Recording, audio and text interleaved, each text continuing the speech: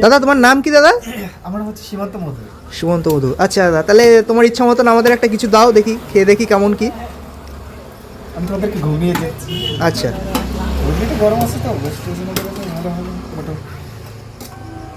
এই ছেলেটা ভিডিওটা করছি, ভিডিওটা কত ভিউ করে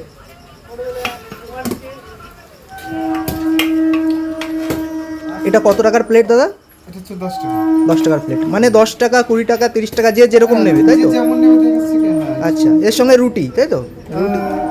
এর সাথে দেখা যাচ্ছে যে যেটা নেয়, অনেকে আছে রুটিটা খুব পছন্দ করে। আচ্ছা আচ্ছা। আর পেঁয়াজ ঝাল দিবে।